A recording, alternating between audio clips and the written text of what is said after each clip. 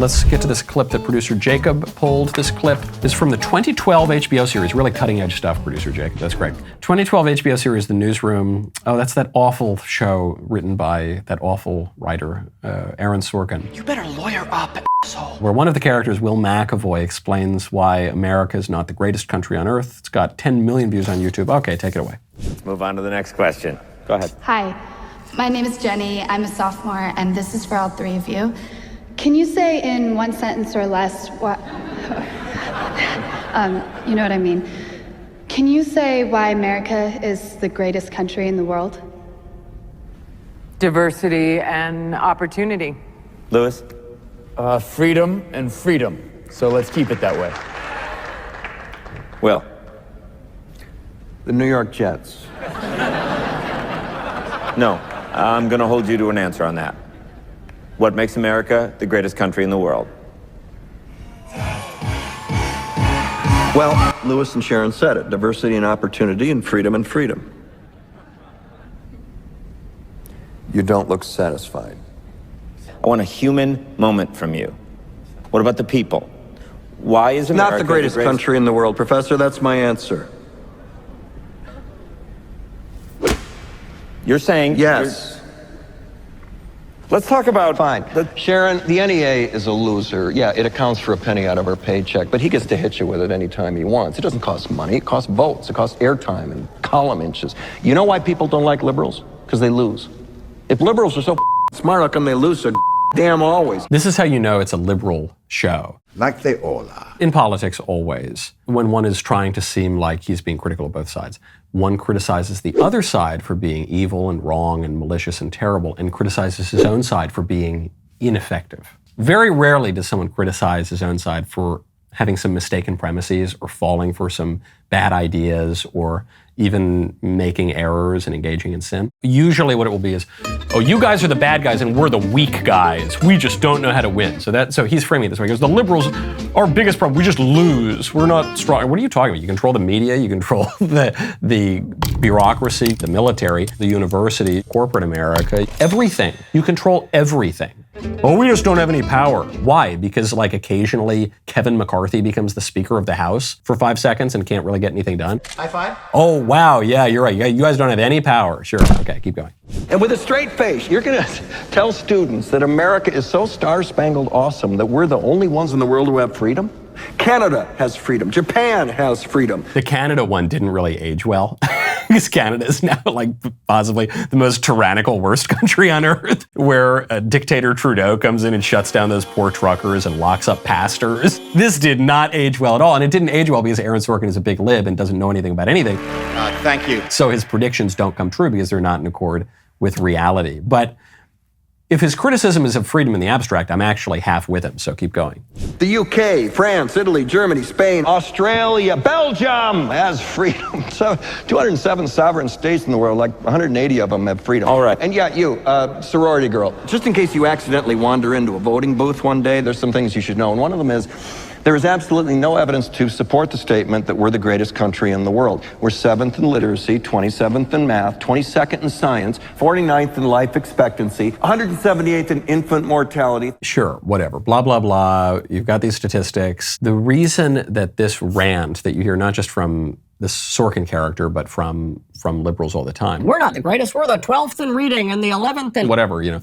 The reason you know that's fake is because we're the most powerful. We control the world, we are, at least for now, the superpower on earth. And we're the country that everybody wants to go to. So that is prima facie evidence that we are the greatest. We have the most greatness. Who do you think you are? I am. It actually goes back to Carl Jung. Carl Jung says that different nations are motivated by different things. Germany is motivated by the idea. France is motivated by glory. England is motivated by the gentleman, these defining concepts for these nations. And what is America's? America's is greatness. That's why Donald Trump's slogan was Make America Great Again. This is why he took that from Ronald Reagan. Ronald Reagan's slogan was Make America Great Again. That is the idea, and it has worked, because generally people get what they want, what they're after. Now, there are things that are more important than greatness in a terrestrial sense. There's holiness. There's sanctity. There are other things. I'm not saying that America is without faults by any means, But this is just a stupid rant. The fact that we control the entire world and that all the people want to come here and they're flooding across our borders, 3.5 million per year, plus another million legally, is the proof that we are the greatest country on earth. That's indisputable.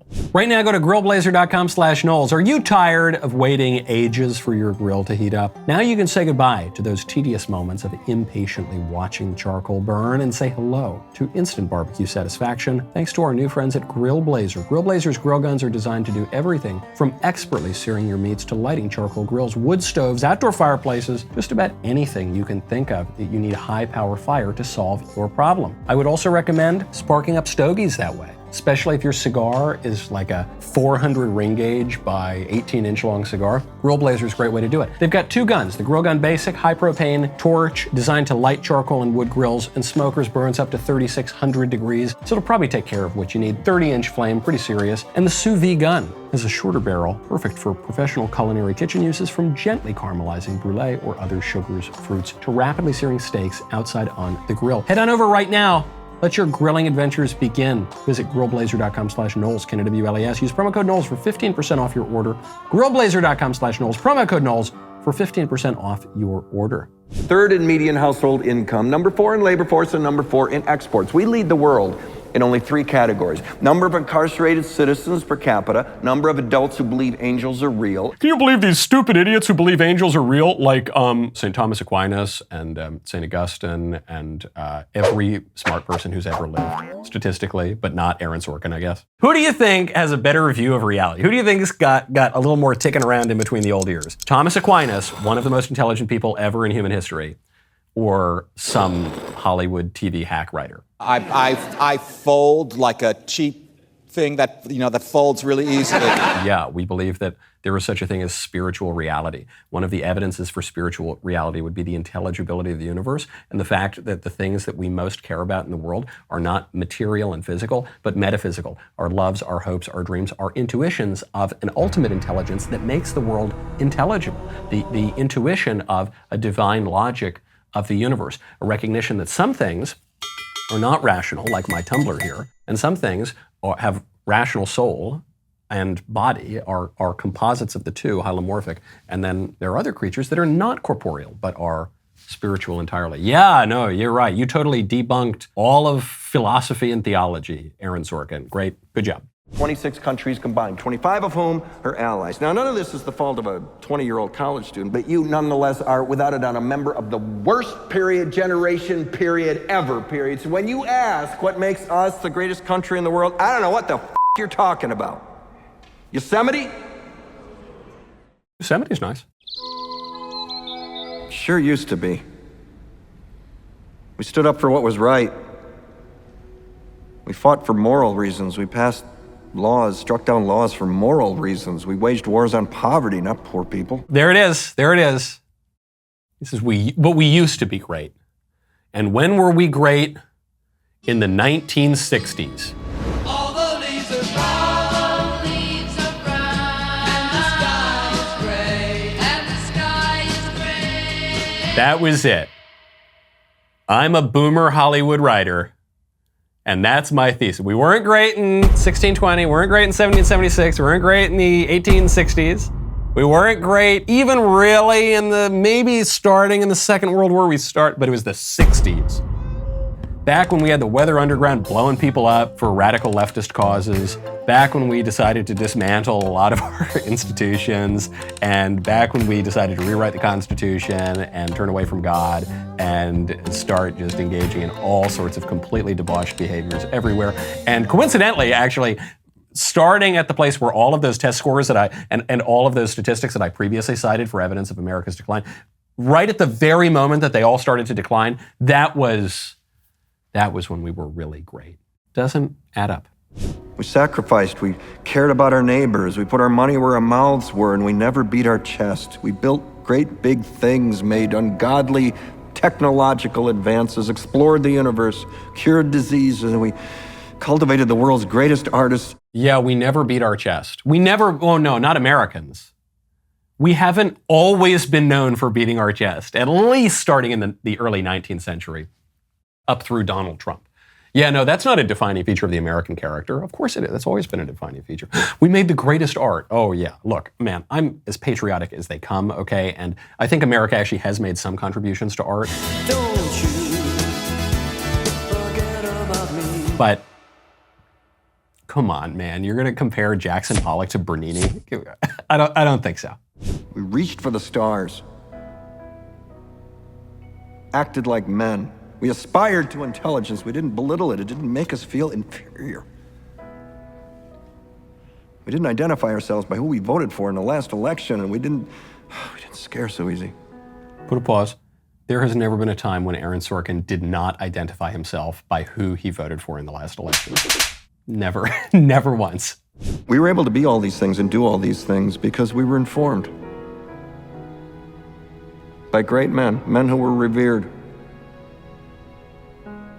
First step in solving any problem is recognizing there is one.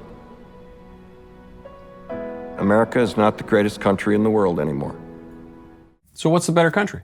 I guess that's the answer he's got to give. I totally agree. America's got all sorts of problems. Not the problems he identifies, but America does have all sorts of problems, one of whom is him and his way of thinking and his way of viewing the country. But if you make the claim America's not the greatest country in the world, which I'm totally open to hearing, what's the alternative?